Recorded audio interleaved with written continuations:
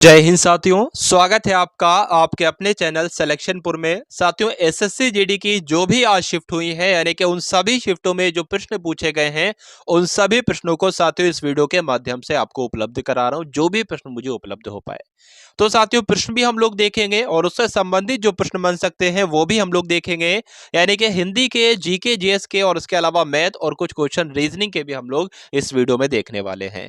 तो आने वाली परीक्षा अगर आपकी लगी हुई है तो इस वीडियो को देखिएगा। कई सारे प्रश्न आप लोग इस वीडियो के कवर कर लोगे इस वीडियो के माध्यम से, क्योंकि जो प्रश्न पिछली बार पूछे, यानी कि जो पूछे गए हैं अभी शिफ्ट में आज की, वो प्रश्न मैं आपको बताऊंगा और उनसे संबंधित प्रश्न बनते हैं वो आपके लिए साथियों महत्वपूर्ण है। और किस किस टॉपिक से प्रश्न पूछे जा रहे हैं उन सभी टॉपिक्स को आप लोग जरूर तैयार करके जाइएगा। ठीक है, तो चैनल को जरूर सब्सक्राइब कर लीजिएगा, क्योंकि इस प्रकार की वीडियो डेली आपको मिलती रहेंगी जब तक एसएससी जीडी का एग्जाम्स है। तो साथियों, जो प्रश्न आपसे पूछा गया था वो ये पूछा गया था कि किस पंचवर्षीय योजना में उद्योग को बढ़ावा दिया था। तो साथियों, बात करें प्रथम पंचवर्षीय योजना में तो कृषि को बढ़ावा दिया था, लेकिन दूसरी पंचवर्षीय योजना में किसको बढ़ावा दिया गया था? उद्योगों को बढ़ावा दिया गया था। और दूसरी पंचवर्षीय योजना की कार्यकाल क्या था? तो 1956 से लेकर 1961 था। अगर आपसे पूछ ले प्रथम पंचवर्षीय योजना का समय क्या था, तो 1951 से 1955-56 था। ये आप लोग साथियों याद रखेंगे। चलिए, 1955 था, 56 नहीं। उसके अलावा आने वाली शिफ्ट में आपसे पूछा जा सकता है कि बताइए दूसरी पंचवर्षीय योजना कौन से मॉडल पर आधारित थी? तो महालनोबिस मॉडल पर आधारित थी, ये आपको ध्यान रखना है। उसके अलावा जो आपसे प्रश्न पूछा गया था, ये पूछा गया था कि कार्बन का परमाणु संख्या कितनी होती है? कार्बन की परमाणु संख्या 6 होती है। उसके बाद आपसे साथियों प्रश्न पूछा गया था कि करंट अफेयर का 2022 का पूछा गया था कि जो बेंगलोर में टेक समिट हुआ है, यानी कि टेक सम्मेलन 2022 हुआ है, उसका उद्घाटन किसके द्वारा किया गया है? तो प्रधानमंत्री नरेंद्र मोदी के द्वारा उद्घाटन किया गया है। उसके बाद देखिए साथियों, केरल का सबसे ऊंचा जलप्रपात कौन सा है? ये आपसे प्रश्न बना था। तो कौन सा है? अथिरापल्ली जलप्रपात जो है ये केरल का सबसे ऊंचा जलप्रपात है। साथियों, आपसे प्रश्न बना था एक के फीफा का मुख्यालय कहां पर स्थित है? तो स्विट्जरलैंड के ज्यूरिख में फीफा का मुख्यालय स्थित है। अब आपसे साथियों जो प्रश्न बन सकता है वो ये बन सकता है कि बताइए फीफा की स्थापना कब हुई थी? तो 21 मई 1904 को फीफा की स्थापना हुई थी। उसके अलावा आपसे प्रश्न बन सकता है कि फीफा के वर्तमान अध्यक्ष कौन है? तो गियानी इन्फेंटिनो जो है वो फीफा के वर्तमान अध्यक्ष हैं। एक आपसे प्रश्न बना था पॉलिटी का कि बताइए, आपसे पूछा गया था कि संविधान की आत्मा या संविधान का हृदय किस अनुच्छेद को कहा जाता है? तो अनुच्छेद 32 को कहा जाता है। अब आपसे प्रश्न बनेगा कि अनुच्छेद 32 में क्या बताया गया है? तो संवैधानिक उपचारों के अधिकार के बारे में अनुच्छेद 32 में बताया गया है। अच्छा, आपसे एक प्रश्न यह भी बन सकता है कि संविधान की आत्मा अर्थात हृदय को, अनुच्छेद 32 को जो संविधान की आत्मा कहा है, तो ये किसने कहा है? तो ये भीमराव अंबेडकर के द्वारा ये कहा गया है। ये भी आप लोग ध्यान रखिएगा, आपकी परीक्षा के लिए बेहद महत्वपूर्ण चीज मैं आपको बता रहा हूं। बिरजू महाराज का संबंध किससे है? यानी कि बिरजू महाराज जो है वो कथक नर्तक हैं। ये आपसे प्रश्न बना था। एक और आपसे प्रश्न बना था कि विधवा पुनर्विवाह विवाह की स्थापना, यानी कि विधवा पुनर्विवाह की स्थापना किसके द्वारा की गई थी? तो विधवा पुनर्विवाह के लिए किसने सबसे ज्यादा काम किया? तो ईश्वर चंद्र विद्यासागर ने किए। एक प्रश्न आपसे जनगणना से बना था कि 2011 की जनगणना के अनुसार किस राज्य की जनसंख्या सबसे कम थी? तो वो कौन सा राज्य है जिसकी जनसंख्या सबसे कम थी? तो सिक्किम वो राज्य है। आपसे पूछा जा सकता है सिक्किम की जनसंख्या कितनी? तो 6,10,577 ये जनसंख्या थी सिक्किम की। आपसे एक प्रश्न ये बन सकता है, देखिए पिछली शिफ्ट में आपसे वो पूछ लिया गया, इस बार ये पूछा जा सकता है कि सबसे कम जनसंख्या घनत्व किसका है? तो अरुणाचल प्रदेश का सबसे कम जनसंख्या घनत्व है। उसके अलावा कमल के पर्यायवाची पूछे गए थे, तो अरविंद है, राजीव है, अम्बुज है, ये सब कमल के ही तो पर्यायवाची होते हैं। ठीक है, तो कमल के पर्यायवाची आपको ध्यान रख के जाना है। चलिए, उसके अलावा अगर बात करें मैथ का, एक प्रश्न आपसे साथियों यहाँ पर पूछा गया था। क्या पूछा गया था मैं आपको बता देता हूँ कि 48 वस्तुओं का जो विक्रय मूल्य है वो 34 वस्तुओं के क्रय मूल्य के बराबर है, तो फायदा कितना हुआ? तो सिंपल सा ये कहा जा रहा है, देखिए विक्रय मूल्य को हम लोग एसपी लिख सकते हैं यानी कि सेलिंग प्राइस, और क्रय मूल्य को हम लोग सीपी लिख सकते हैं यानी कि कॉस्ट प्राइस। तो 48 रुपए में अगर सेलिंग प्राइस यानी कि 48 रुपए में खरीदा है, तो कॉस्ट प्राइस यानी कि 34 रुपए में बेचा है तो हानि आपसे पूछी जा रही है।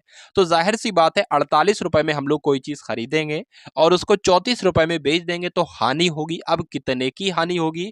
6 तो साथियों इधर हो गए, 8 उधर हो गए, ठीक है, 14 हो गए, यानी कि 14 रुपए की हानि होती है। लेकिन प्रतिशत में इसको बदलना है, नीचे आपका क्रय मूल्य आ जाएगा। तो ये आपका, इसको सॉल्व कर लोगे, आंसर आपका आपके समक्ष आ जाएगा, ठीक है। उसके बाद साथियों आपसे पूछा गया था कि 9872 रुपए खरीद कर कोई वस्तु जो है वो 9872 रुपए में खरीदी है और उसको 7800 में बेच दिया है, तो नुकसान कितना हुआ, प्रतिशत हानि कितनी हुई? तो कुछ नहीं भाई, 9872 में से हमने सबसे पहले तो माइनस कर लिया 7800, ठीक है। देखते हैं कितना बचता है, ठीक है। तो ये आपका हो जाएगा, 0 हो जाएगा, 2 हो जाएगा, यानी कि इतने रुपए की हमें हानि हुई। लेकिन इसको हमें प्रतिशत में बदलना है, तो प्रतिशत में बदलने के लिए हम इसको ऐसे लिखेंगे, इंटू 100 लगाएंगे और नीचे जो क्रय मूल्य है हमेशा क्रय मूल्य ही आता है। तो क्रय मूल्य साथियों कितना है, 9872 है। तो बस इसको सॉल्व करना है, इसको सॉल्व करके आपका आंसर साथियों आ जाएगा। चलिए साथियों, एक मॉक टेस्ट मैं आपको देने वाला हूं जिसमें मैथ के, रीजनिंग के, हिंदी के, जीके के 20-20 क्वेश्चन होंगे। वो क्लास आप लोग देख कर जाइएगा, यानी कि मैथ के जितने चैप्टर है उसमें से जो सबसे ज्यादा प्रश्न पूछे जा रहे हैं उस टाइप के प्रश्न वहां पर होंगे। रीजनिंग पे बिल्कुल एग्जाम लेवल के क्वेश्चन होंगे। अगर वो एक प्रैक्टिस सेट आप लोग देखकर चले गए तो परीक्षा में धुआं धुआं कर दोगे मात्र उस एक क्लास से ही, क्योंकि संपूर्ण निचोड़ हर एक सब्जेक्ट का उस क्लास में समाहित किया जाएगा आपकी परीक्षा के लिए साथियों। तो इसलिए चैनल को जरूर सब्सक्राइब करके बेल आइकन पर क्लिक कर लीजिए आप सभी लोग साथियों। एक प्रश्न आपसे पूछा गया था कि यूरोप का खेल का मैदान किसे कहा जाता है? तो स्विट्जरलैंड को यूरोप का खेल का मैदान कहा जाता है। 8 लोगों पर आधारित एक सीटिंग अरेंजमेंट का प्रश्न आया था, यानी कि एक प्रश्न आया था कि 8 लोग हैं भाई, एक बंदा यहां बैठा है, एक बंदा यहां, एक बंदा यहां, एक बंदा यहां, एक यहां, एक यहां और एक यहां, और इन सब के मुंह जो है साथियों वो केंद्र की तरफ हैं, ठीक है। 8 लोग हैं, इनसे संबंधित एक प्रश्न पूछा गया था। तो डायरेक्टली ठीक है, प्रश्न क्या था वो तो साथियों नहीं पता चला, जो मिल पाया है वो मैं आपको इस वीडियो के माध्यम से दे रहा हूं, ठीक है साथियों। हिंदी में रिक्त स्थानों से संबंधित प्रश्न पूछे जा रहे हैं, ठीक है। जैसे कि मान लीजिए, ठीक है, मान लीजिए जैसे कि कुछ भी आ सकता है, ठीक है। मैं यहां पर आपको क्या बताऊं कि हमें बड़ों का करना चाहिए, ठीक है। अब वहां पर कई सारी चीजें आ जाएंगी, बेइज्जती करना चाहिए या सम्मान करना चाहिए या दिखावा करना चाहिए, तो उपयुक्त शब्द जो होगा वो वहां पर आएगा। जैसे कि हमें बड़ों का सम्मान करना चाहिए, तो सम्मान। इस प्रकार के 1 से 2 प्रश्न हर एक शिफ्ट में बन रहे, तो आप लोग देखकर जरूर जाइएगा साथियों। उसके अलावा वन वर्ड से अगर आपसे पूछा जाए तो जो बहुत बोलता हो उसको क्या कहा जाता है? वाचाल कहा जाता है, ये पूछा गया था।